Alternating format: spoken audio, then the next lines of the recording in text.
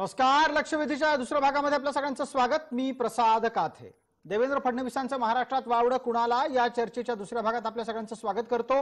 आपल्या सोबत असलेल्या मान्यवरांचा एकदा पटकन आपल्याला परिचय करून देतो. काँग्रेसकडून आपल्या सोबत गोपाळराव तिवारी आहेत, भारतीय जनता पार्टीकडून गणेश खंडकर आहेत, आपल्या सोबत दोन राजकीय विश्लेषक आहेत, मकरंद मुळे, आणि त्याचबरोबर आपल्या सोबत आहेत सुशील कुलकर्णी. मान्यवरांचं चर्चेमध्ये स्वागत करूयात.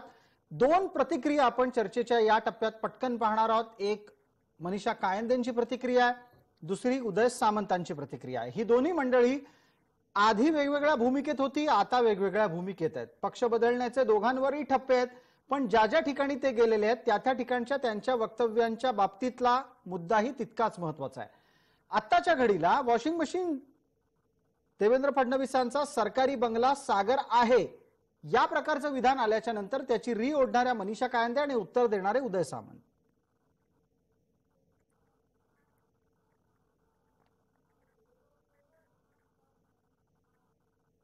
बाळासाहेब थोरात साहेब इथं आले आणि आमच्याबद्दल त्यांनी कौतुक करून गेले, तर परत असं चित्र निर्माण होईल की थोरात साहेब देखील शिंदे साहेबांना मॅनेज झालेले आहे. त्याच्यामुळे थोरात साहेबांची भूमिका असेल किंवा राष्ट्रवादी काँग्रेस पक्षाच्या विरोधी आमदारांची भूमिका असेल किंवा अन्य लोकांची भूमिका असेल, ही विरोधक म्हणूनच भूमिका असते.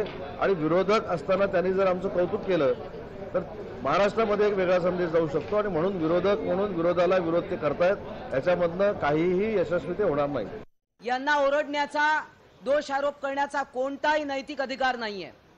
भारतीय जनता पार्टीकडे एक वॉशिंग मशीन आहे. सर्व ईडी ग्रस्त, इन्कम टॅक्सनी पीडित असलेली लोक आज त्यांच्याकडे प्रवेश घेतलेला आहे, त्यांच्याबरोबर सत्तेत आहे. त्यामुळे आशिष शेलार यांनी नाकानी कांदे सोलू नये. चर्चेसोबतसाठी आपण आपल्या सोबत असलेल्या मान्यवरांकडे परत येतोय. मला पटकन मकरंद मुळे यांना या चर्चेच्या पहिल्या टप्प्यामध्ये बोलतं करायचंय. मकरंद मुळे, येत्या काळात पहिल्या भागामध्ये आपण आतापर्यंत झालेल्या घटनांचं विश्लेषण केलं, आता आपल्याला थोडंसं भविष्यकालीन सुद्धा चर्चेत बोलायचंय. येत्या काळात अशी कुठली आव्हानं आहेत जी स्वतः फडणवीसांसमोरही असतील आणि फडणवीसांच्यामुळे इतरांसमोरही असतील? एक तर मला अगदी पहिलं जाणवतं की राजकारणाच्या नैतिकतेची, आदर्शाची जी आपण भाबडी आणि दुटप्पी चर्चा करतोय ते फडणवीसांसमोरचं खूप मोठं आव्हान असेल. आपण एकीकडे असं म्हणतोय त्यावेळी असं नव्हतं, आता बदललं, तर तसं काही नाहीये. त्यावेळी तसं होतं म्हणूनच अशी आता भूमिका घ्यावी लागली. आणि ज्या प्रकारचा समोरचा विरोधक आहे, ज्या प्रकारचा समोरचा स्पर्धक आहे, ज्याची त्याची तयारी असेल तसं समोरच्याला वागावं लागतं, जशास तसं आपलं उत्तर द्यावं लागतं. देवेंद्र फडणवीस आता नेमकं तेच करत आहे. आणि देवेंद्र फडणवीसांचा हा जो वेग आहे, एकूणच सगळ्याला सामोरं जाण्याची त्यांची जी गती आहे, मुळातच विषय समजून घेण्याची जी त्यांची क्षमता आहे, त्याच गोष्टी त्यांच्या वाटेत अडथळा म्हणून निर्माण करण्याकरता विरोधक प्रयत्नशील असणार. आणि आता कसं आहे, अगदी मकरंद मुळे, हा एक अत्यंत महत्वाचा मुद्दा आपण उपस्थित केलात आणि त्यानिमित्तानं पटकन सुशील कुलकर्णींपर्यंत पोहोचूयात. सुशील कुलकर्णी, आपण सातत्यानं कधीही भारतीय जनता पार्टीच्या विरोधकांच्या चर्चेत त्यांची वक्तव्य आणि दावे ऐकले तर एक मुद्दा समोर येतो की अहो, वाजपेयींची भाजप फार वेगळी होती, वाजपेयींचा भाजप फारच आदर्शवत होता, आता काही तसा भाजप राहिला नाही. यातला एक धागा पकडून आपण पटकन सांगा, त्यावेळचा भाजप सहनशील होता, आताचा भाजप हा जशास तसं उत्तर देतो म्हणून तो आवडेन असा झालाय का? गडकरींच्या विषयात ते आता तिवारी बोललेच की गडकरींच्या जे भाजप होती ती आदर्श होती. या गडकरींच्या भाजपला तिवारींनी त्यांच्या काँग्रेसने कधी समर्थन दिले हो? अटल बिहारी वाजपेयींचं सरकार पडावं यासाठी तर सगळा प्रयत्न केला गेला होता ना. त्या काळामध्ये यांच्या ठोशाला प्रतिठोसा भाजप मारत नव्हती. आता नया भारत है सारखं मोदी, फडणवीस, शहा यांचं राजकारण यांना प्रतिठोसा मारणारं झालंय. काँग्रेसचं कसं आहे ना, ते म्हणतात सत्तेसाठी आपापलेले नव्हते, पण लोकांच्या भंडाऱ्यात जाऊन पटकन जीवन येण्याची जी सवय आहे ना, तशी बिहारमध्ये काँग्रेसनं उरकली आहे. भंडारा नितीश कुमारांचा, जेवायला गेली काँग्रेस. इथे भंडारा उद्धव ठाकरेंचा, जेवायला आली काँग्रेस. तसं यांना ऐन भंडाऱ्यातून आगंतुक म्हणून उठवून लावल्याचा जो राग आहे ना, तो असा आगतिकपणे यांच्या चेहऱ्यावर दिसतोय. त्यामुळे काँग्रेसची जी ही आदळापट आहे, असं नाही हे वॉशिंग मशीन आहे, हे असं आहे, अहो तो शब्द भाजपने दिलेला आहे त्यावेळेचे प्रदेशाध्यक्ष रावसाहेब दानवे यांनी. तर ती आदळापट चालू आहे ती वेगळी आहे. आणि तुम्ही जे मगाशी म्हणालात की भाजपची योग्य, भाजपची पहिली भाजप योग्य असं म्हणत, त्याच्या समोर आता या भाजपला नाव ठेवता ठेवता मला जी आव्हानं दिसत आहेत, म्हणजे फडणवीसांच्या बाबतीत आपण जे बोललो होतो की यांचा राग का बरं आहे, हे का सलतायत डोळ्यामध्ये. तर आता पुढे याचं उत्तर आहे, ते सलतायत त्याचं उत्तर तुम्हाला पुढच्या कृतीतून मिळणार आहे. जी. म्हणजे विनायक मेटेंचा अपघाती मृत्यू, त्यावर उत्पन्न झालेल्या शंका, आता वाढणारी जातीय आरक्षणाची आंदोलनं, हे सगळं भाजपला सहन करावं लागणार आहे. कारण तिथे देवेंद्र फडणवीस मुख्यमंत्री आहेत. जशी आव्हानं राजकीय चर्चांची आहेत, तशी जातीय आणि धार्मिक आंदोलनाची आव्हानं देखील देवेंद्र फडणवीसांना पुढच्या काळामध्ये बघावी लागणार आहेत. प्रसादजी, आपण म्हणताय की देवेंद्र फडणवीसांच्या समोर पुन्हा एकदा नव्यानं जातीय आरक्षणांची आंदोलनं येतील, संशयाचे अनेक नवे नवे मुद्दे येतील. जसं आपण ताज्या घटनाक्रमामध्ये पाहिलं, विनायकराव मेटेंच्या मृत्यूच्या नंतरचा एक संशय व्यक्त झाला. रायगडमध्ये एक बोट वाहत आली, त्यात AK-47 सापडली, त्याच्यावरून संशय सुरू झाला. संशयाचं मोह उठवण्याचं काम होत आहे. गोपाळरावांच्याकडे या सगळ्या मुद्द्यांची उत्तर असू शकतील. अर्थात त्यांना आगंतुकानं भंडाऱ्यात जेवायला गेल्यानंतर त्याला उठवून लावल्याचा राग आलाय का, याचं उत्तर आधी द्यायचं आहे. नाही, मला यांच्या बुद्धीची कीव करावी वाटते की आगंतुक ती भूमिका काय आहे, त्याचं आकलन कसं करावं असतं. माझ्या तरी मी 9वी शाळेत शिकलोय आणि तिथे नाही करतो गोपाळराव, आगंतुक ही कल्पना आपल्याला स्पष्टपणे म्हणून करतो. ऐका जरा, ऐका ना. तुम्ही जर कसंही कुणालाही आगंतुक म्हणायला लागलं तर आगंतुक म्हणून या सत्तेत डोकवणारे कोण होते? तुम्ही रात्री वेळ होते, पहाटे भेटत होते. अहो, शिवछत्रपतींना पण या अष्टप्रधान मधल्या काही जणांच्या कटकारस्थानला सामोरं जावं लागलं. तर हा महाराष्ट्र जाती महाराष्ट्र कर्तृत्वावर द्वेष करतो. या महात्मा गांधींचे गुरु डॉक्टर नामदार गोपाळकृष्ण गोखले हेच पुण्याचे, हे देखील, आणि हे लोकमान्य टिळक देखील काँग्रेसचे अध्यक्ष होते. तर तुम्ही आपल्या वृत्ती प्रवृत्तीवर, परंतु त्यांनी तिकडे जाऊ नका, तुम्ही जातीवर जाऊ नका. जातीचा विषय नाही काढला मी, आगंतुक शब्द वापरलाय की अशा पद्धतीने तुम्ही जे बोलताय ते तुमच्याकडे ठेवा आणि ऐकण्याची तयारी ठेवा. त्यांच्या फिसकटू नका, वेगळा परसेप्शन तयार करायचा प्रयत्न करू नका. मी व्यवस्थित बोलतो. शिवाजीजी, आगंतुक शब्दावर बोला. संधी मिळाली दुसऱ्याच्या भंडाऱ्यात काँग्रेसला जेवायची. आगंतुक तर तुम्ही पहिल्यांदा म्हणायचं कशाला की शिंदे गटाचे आमचं काय आगंतुकच ना काँग्रेस, कशाला काहीही खर्च कुणी केला?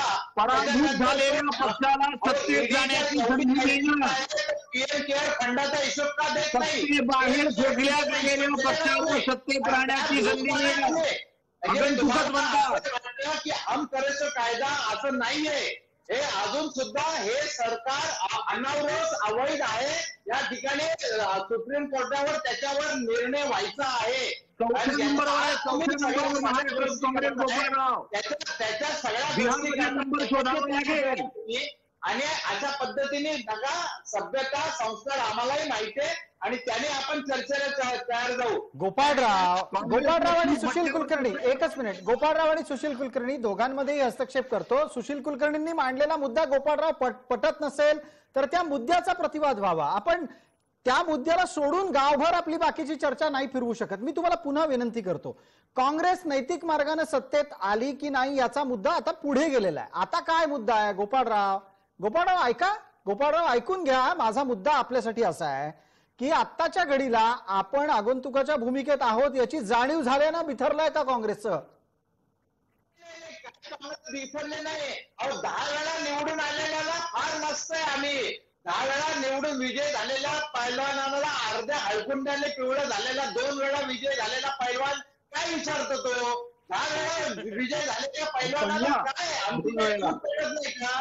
यांची चूल पेटत नसेल कारण हे आपापले आवाज दिले, ओरबाडून लुटून ईडी लावून सगळ्या करून घेऊन सत्ता हस्तगत करण्याची वृत्ती यांनी अख्ख्या देशाला दाखवून दिलेली आहे. ठीक आहे गोपाळराव, भाजपा उत्तर देईल याचं. सुशील कुलकर्णी, भाजपा प्रवक्ता आपल्यासोबत गणेश खंडकर आहेत, त्यांना यावरचं मतप्रदर्शन करायची संधी देतो.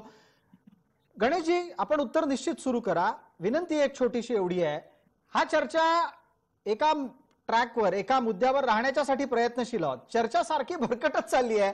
कृपया तुम्ही त्याच्या निमित्तानं पुढे चला आणि येणाऱ्या आव्हानांना कसं सामोरं जाणार ते सांगा. येणारी आव्हानं काय काय आहेत? पुन्हा एकदा जातीय आरक्षण मिळवण्याच्या साठीची आंदोलनं सुरू होणार आहेत. पुन्हा एकदा तुमच्याविषयी संशयाचे विविध नवे आरोप प्रत्यारोप सुरू होणार आहेत. हेच कमी पडलं तर फडणवीसांच्या कुटुंबावरचे आरोप ठरलेले आहेतच. बघा, मी मगाशी तुम्हाला हे म्हणालो की आज जेव्हा आपली चर्चा सुरू आहे त्यावेळेला ज्या विषयावर तुम्ही चर्चा घेतली आहे, प्रसादजी खूप वेगळ्या विषयाची चर्चा घेतली आणि माध्यमांमध्ये तुम्ही सर्वात प्रथम याची चर्चा सुरू केलेली आहे. आता अडचण काय आहे की या महाराष्ट्रामध्ये एक ठराविक ठरलेला साचा आहे. साखर कारखानदारी असेल, दूध उत्पादक संघ असतील किंवा सोसायट्या असतील, याचं राजकारण करता करता या प्रदेशाचं राजकारण करायचं आणि राजकारण करत असताना आपल्या साचेबद्ध त्या सगळ्या सिस्टीम मधनं सगळा भ्रष्टाचार, एक ती सिस्टीम आणि मग ज्याला मिळेल त्याला धोबी पछाड, हे सगळे शब्द साहेब अचानक आलेले नाहीयेत. या सगळ्यांना कुठेतरी छेद देऊन या महाराष्ट्रामध्ये वेगळ्या पद्धतीचं राजकारण सुरू झालं. अहो तुम्ही प्रसादजी, आपण मुंबईत राहतो, फक्त एक मेट्रो आल्याने काय लोकांच्या मनोवृत्तीत बदल झाला तो तुम्ही पाहिलात. त्यामुळं या पुढचं राजकारण जर का याच पद्धतीनं चाललं तर परंपरागत राजकारणाला खूप मोठा छेद भेटणार आहे.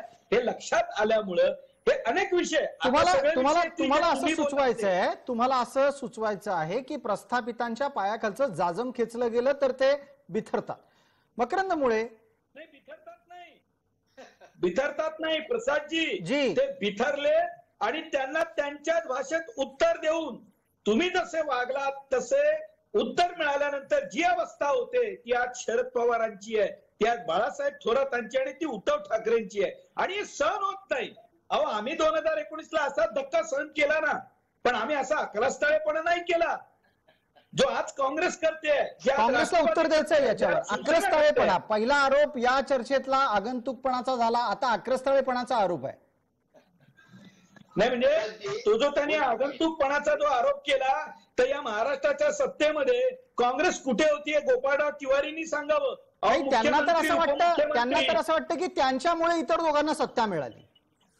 अहो काँग्रेसला कोणी विचारतच नव्हतं. ही वस्तुस्थिती होती. गोपाळराव तिवारी मान्य करतील का? गोपाळराव बोला. अहो प्रसादजी, उभा महाराष्ट्र पाहत होता, एवढं महाराष्ट्राला त्या ठिकाणी स्मरण हे जाण्याचा रोग झालेला नाही हो.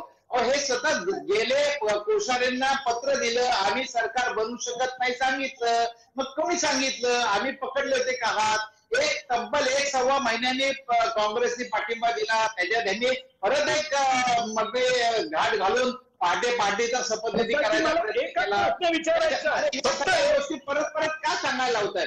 आता एखाद्या विषय की आम्ही सरकार बनवू शकलो नाही हे मान्य विचारा तुम्ही मान्य बनवू शकत नाही. गोपाळजी तुम्ही मान्य भाजप सरकार बनवू शकत नाही. गोपाळजी ऐका ना, गोपाळजी ऐका 30 वर्ष माझ्या एका प्रश्नाचं उत्तर द्या. या महाराष्ट्रामध्ये तुम्ही सत्तेमध्ये होता, झालेला मित्र पक्षाची विश्वासार्हता तुम्ही गमावून बसलात. कारण ज्या आणि तुम्ही बोलताय ना गोपाळराव आपल्याला एक प्रश्न विचारला जातोय. तुमच्या राजकीय प्रतिस्पर्ध्याकडून विचारला जातोय, कुठला राजकीय विश्लेषक नाही विचारत. एकदा ऐका त्यांचं. गोपाळजी गोपाळराव एकदा त्या प्रश्नाचं उत्तर देण्याच्यासाठी संधी घ्या. ते बोलून बसलेले आहेत. भाजपचं मनात आलेलं आहे ओठावर. त्यामुळे त्यांनी त्यांच्या मित्र पक्षांबरोबर हे नितीश कुमारांना नंतर उमजलं, उशिरा का होईना. थांबा. गोपाळराव बिहारमध्ये नका जाऊ, महाराष्ट्रात परत या. गोपाळराव महाराष्ट्रात परत या. पटकन एक प्रश्न ऐका, गणेश खंडकरांचा प्रश्न ऐका. गोपाळराव महाराष्ट्रातली चर्चा आहे, गणेश खंडकरांचा प्रश्न ऐका. प्रसादजी एकच उदाहरण देतो. मधल्या सरकारच्या काळामध्ये ज्या वेळेला या प्रभाग रचना करायचं ठरवलं, शिवसेनेनं मुंबईमध्ये त्यांना ज्या पद्धतीनं पाहिजे म्हणजे पायवाट सुद्धा सीमारेषा करून प्रभाग रचना करून घेतली. राष्ट्रवादीने पुण्यामध्ये त्यांना पाहिजे तशी प्रभाग रचना करून घेतली. इथे मुंबई शहरात काँग्रेसचे नेते बेंबीच्या देठापासून ओरडले, त्यांची कुणीही दखल घेतली नाही. अहो गोपाळराव, ही काँग्रेसची अवस्था होती. तुम्ही मान्य का करत नाही की या महाराष्ट्रामध्ये सत्ता चालवताना शरद पवारांनी तुम्हा दोघांनाही आपल्या दावणीला बांधून तुमच्या मागे पळायला लावलं? आणि त्यात काँग्रेस कुठेच नव्हती. हे का मान्य करत नाही तुम्ही? एकच मिनिट गणेश शंकर, एकच मिनिट. गोपाळराव याचं उत्तर द्या. गोपाळराव याचं निश्चित उत्तर द्या. मी संधी देतो. पटकन एक मकरंद मुळेंना पटकन या निमित्तानं बोलतं करतो. मकरंदजी, एका मिनिटात सांगा, काँग्रेस फरफट सहन का करत राहिली? असं आहे की गोपाळ तिवारांनी अगदी चर्चेच्या सुरुवातीला सांगितलं की आम्ही विचार करून सत्तेत गेलो. इथपासून तो आता जो सगळ्या चर्चेचा त्यांच्याच मुद्द्यांचा प्रवास आहे तो लक्षात घेतला तर काँग्रेसच्या लक्षात असं आलं होतं की आपलं अस्तित्व राहणार नाही. विधान परिषदेच्या निवडणुकीत नुकत्याच झालेल्या चंद्रकांत हंडोऱ्यांचा पराभव याच्याविषयी फार कुठे चर्चा झाली नाही कारण सत्ता बदल झाला. इथपासनं अशोक चव्हाण किंवा काँग्रेसचे नेते अनुपस्थितीत राहणं, ते उशिरा आले विधिमंडळात, तो भाग सोडून द्या. अशा सगळ्या अवस्थेत असलेली काँग्रेसचं राज्यातलं अस्तित्व, काँग्रेसचं केंद्रीय, हा मुद्दा टीकेचा नाहीये, काँग्रेसचं केंद्रीय नेतृत्व, गुलाम नबी आझादांनी परवा घेतलेली भूमिका, या सगळ्या पाठीवर काँग्रेसचं जे आकुंचन पावलं आहे ते कुठेतरी स्थिर करायला पाहिजे. या भूमिकेतनं मिळते ना सत्ता ती घ्या, हीच भूमिका होती. त्यावेळी कदाचित ती राजकीयदृष्ट्या योग्य असेल, आपलं अस्तित्व टिकवलं पाहिजे. पण असं अस्तित्व टिकवण्याच्या नादात काँग्रेस आपला से राज्यात तयार करू शकली नाही. मग ते निवडणुका असतील, निर्णय असतील, या सगळ्या गडबडी जी मकरंदजी आपण जे मांडलं त्या सगळ्या गडबडीमध्ये गोपाळरावांना या गोष्टीचं भान राहायला हवं होतं की काँग्रेसचे जे लोक सत्तेत होते तेवढेच फक्त आनंदी होते, जे सत्तेत नव्हते ते सत्तेतले कधी बाहेर येतात आणि आपल्याला कधी सत्ता मिळते याच भूमिकेत राहिले. त्या खाली फरफट झाली हे मान्य करावं लागेल. त्यांनी स्वीकारू नये, ते राजकीय, ते काँग्रेसचे प्रवक्ते आहेत, नेते, त्यांनी ती स्वीकारू नये. पण समोर चित्र तेच आहे की फरफट झालेली आहे. जी गोपाळराव उत्तर देतील याचं एका मिनिटामध्ये. चर्चेच्या शेवटच्या टप्प्यात आपण येतोय. गोपाळराव, वेळेची मर्यादा पाळा. 2019 मध्ये महाराष्ट्राच्या राजकीय परिस्थितीला जी आवश्यक होती ती प्रगल्भ भूमिका राज्याला स्थिर सरकार देण्याची आम्ही घेतली. कारण आम्ही असं कुणाचं ओरबडणं, लुटणं, आडवणं असं करत नाही, शिनाशक्ती करत नाही. आता यांना एवढं यांच्या कर्तृत्वाचं होतं तर त्या ठिकाणी 126 वरनं 80 वर आले आणि उदारी उसनवारी चिंता करून काँग्रेस राष्ट्रवादीचे घेऊन त्या 103 झाले त्यांचे, नाहीतर 80 आहे त्यांचे. त्यामुळे यांनी स्वतः आत्मपरीक्षण करावं. फक्त मी पुन्हा येईन पण अशा पद्धतीने येईल हे लोकांना माहित नव्हतं. कारण केंद्रात यांचं सरकार आहे, सगळ्या संस्था यांच्या ताब्यात आहे, म्हणून त्या भरोश्यावर हे म्हणत असतील मी पुन्हा येईन. गोपाळराव, आपण परत मुद्द्यावर येणं टाळता आहात. गोपाळराव, आपण परत मुद्द्यावर येणं टाळता आहात. येत्या काळामध्ये जी आव्हानं भारतीय जनता पार्टीच्या समोर उभी केली जातील ती उभी करण्याच्या मागे तुम्ही किती एकदिलानं असणार आहात? कारण काँग्रेसमध्ये एकवाक्यता दिसत नाहीये. हे बघा, ते तुम्हाला वाटत असेल. आता असं आहे ना की 2 वेळा विजय झालेल्या पैलवानानं 10 वेळा विजय झालेल्याचं मूल्यांकन करायचं, असं झालं ते. मूल्यांकनाचा विषयच नाही गोपाळराव, मूल्यांकनाचा विषयच नाही. काँग्रेसमधल्या एकवाक्यतेच्या अभावाचा मुद्दा आहे. काँग्रेसचं मूल्यांकन यांनी करू नये. काँग्रेस आपल्या ठिकाणी आहे आणि काँग्रेसच्या प्रत्येकाला माहितीये की हे सरकार देणं हे उत्तरदायित्व आहे. आणि हे महागाई आहे, बेरोजगारी आहे. महागाई बेरोजगारीवर बोलणार नाही, याच्यावर प्रश्न चर्चा होणार नाही. यांना सतत दुसऱ्याला दोषी ठरवायचं आणि त्याच्यावर आरोप आणि परसेप्शन ठेवायचं आणि म्हणून आम्ही सत्तेवर राहायचं. कारण यांना वास्तवतेला समोर जाण्याचं धैर्य नाहीये ना. एक पटकन गणेश शंकरांना संधी देतो. वेळेच्या मर्यादेचं भान आपल्याला सगळ्यांना ठेवायचंय. वारंवार विनंती मला करावी लागते. गणेश शंकर, काँग्रेस आता ज्या पद्धतीनं फडणवीसांची थांबवा अवघड आहे, हे अवघड आहे. आत्ताच्या घडीला तरी अवघड आहे असं दिसतंय. गोपाळराव, ऐका जरा. गोपाळराव 1 मिनिट ऐका. गोपाळराव काय ऐकण्याच्या मनस्थितीत दिसत नाही, त्यामुळे त्यांचा आवाज इतरांना पोहोचत नाही. जबाबदारीपासून तुम्ही का लांब पडता? गोपाळराव, प्रश्न विचारू द्यात दुसऱ्यांना. मला सुशील कुलकर्णींना पटकन बोलतं करू द्यात. गोपाळराव, आता ज्या काही भूमिका मांडतायत यावरून काँग्रेसची मानसिकता तुम्हाला काय दिसते? सुशील कुलकर्णी, आणि पटकन या निमित्तानं अशा पद्धतीतले विरोधक हे फडणवीसांसाठी सोयीस्कररित्या वाट मोकळी करून देणारे असतील का त्रास देणारे असतील? या विरोधकांचा फडणवीसांना तात्कालिक क्षणापुरता त्रास होईल, पण फडणवीसांची वाट प्रशस्त करणारे असतील. गोपाळराव सारखं म्हणतायत की भाजप 126 वरून 85 वर आली, 80 वर आली. सारखं ते म्हणतायत. गोपाळराव, 200 वरून काँग्रेस 45 वर आली आहे. 45 वर आली आहे गोपाळराव. जरा त्याचं आत्मपरीक्षण कराल तुम्ही कधीतरी. आणि काय सारखं सांगताय आमचे आजोबा फार छान कुस्ती लढायचे, आमचे बाबा फार छान कुस्ती लढायचे, ते 2 वेळेला जिंकलेले आहेत. अहो तुम्ही 2 वेळेला पडलात हो, पार पालथे पडला. 2 वेळेला तुम्हाला राष्ट्रवादी सोबत सत्ता करावी लागली आहे, 2 वेळेला 45 वाईट अवस्था झाली आहे. आणि तरी अजून काय झालं, एक FIR दाखल केला का पुलवामाच्या बद्दल? कुणाला जबाबदारी निश्चित केली का? तुमचा पक्ष करतोय ते बघा, भाजपची काय वाट लागली हे बघायची आपल्याला काही गरज नाही आहे. पुलवामाचा आधार घेऊन आपल्याला तुम्ही दोघांनाही भाजपची काय वाट लागली आहे हे तपासण्याची गरज नाही आहे. मी तुम्हाला काँग्रेसचा आकडा सांगतोय, महाराष्ट्रात 200 वरून 45 वर आली आहे. 25% सुद्धा उरलेली नाही आहे काँग्रेस. गोपाळराव हे बघा, वाचलं पाहिजे काहीतरी. कुठे काय बोलता तुम्ही? 25% सुद्धा उरलेली नाही आहे गोपाळराव. पुलवामाच्या भांडवलावर मतदानाची जोडी घेऊन महाराष्ट्राचं बघा गोपाळराव. चर्चेत हस्तक्षेप करावा लागतोय कारण इथे मुद्दे भरकटत चाललेले आहेत, शब्दाला शब्द येत चाललेला आहे. गोपाळराव अहो आपल्याला काहीतरी सांगू इच्छित होते, त्यांना बोलू द्यावं, मग आपलं म्हणणं मांडावं. तुम्ही मला मगाशी म्हणालात की चर्चेचे काही संस्कार असतात. मी नाही भरकटत. ठीक आहे, आता 30 सेकंद गप्प बसाल, 30 सेकंद शांतता पाळाल, 30 सेकंदात एकदम पटकन सुशील कुलकर्णीचं म्हणणं ऐकूया, इतरांनाही पटकन वेळ मर्यादेत बोलण्याची संधी मिळणार आहे. सुशीलजी, काँग्रेसची अवस्था 200 जागेवरून 45 जागांवर आली आहे. तिथे काँग्रेसनं महत्वाची गोष्ट बघणं आवश्यक आहे की आपला काय राज झालाय. हे न बघता फडणवीसांच्याकडे बघत त्यांनी काय केलं हे सांगण्याची काँग्रेसनं काही एक आवश्यकता नाहीये. हा पहिला मुद्दा आहे. दुसरा मुद्दा, जे गोपाळराव सातत्यानं बोलतायत की इकडं काय झालं तिकडं काय झालं, हे सांगण्यापेक्षा महाराष्ट्रात काय झालं हे त्यांनी बघणं आवश्यक आहे. पण हे कोणीही बघत नाही आणि केवळ फडणवीसांची कधी जात, कधी बिहार, कधी पुलवामा, कधी काही असं काढत सातत्यानं त्यांच्यावरती दोषारोप करण्याचा किंवा अडचणीत आणण्याचा प्रयत्न होत असतो. ठीक आहे, पटकन मकरंद मुळे. जी वेळ मर्यादा आहे. मकरंद मुळे, आपल्यासाठीचा पुढचा प्रश्न असा आहे की आत्ताच्या घडीला राष्ट्रीय राजकारणात पण फडणवीसांच्या दबदब्याची चर्चा सुरू झाली आहे. ही चर्चा माझ्या माहितीप्रमाणे विरोधक जास्त वाढवू पाहतायत. असं आहे की कालची जी काही एक केंद्रीय निवडणूक समिती भारतीय जनता पार्टीने घोषित केली आहे त्यात देवेंद्र फडणवीस यांना सदस्य केले गेलेलं आहे आणि त्यामुळे ती चर्चा सुरू झालेली आहे. बरं, आता विरोधकांची अशी अवस्था आहे की एकदा इकडनं तुम्ही दिल्लीत निघून जा म्हणजे आम्ही सुटू, अशी खरं म्हणजे त्यांची मानसिकता आहे.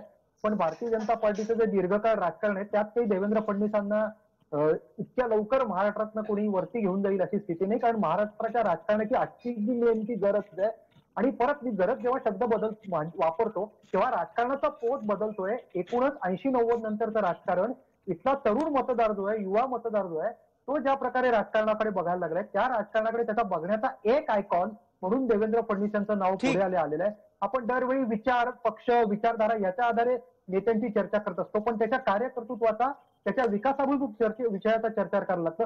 कधीतरी ही पोझिशन कोणीतरी त्यावेळी भोगली होती, मात्र आज निश्चित ती देवेंद्र फडणवीस यांनी ती मिळवली आहे.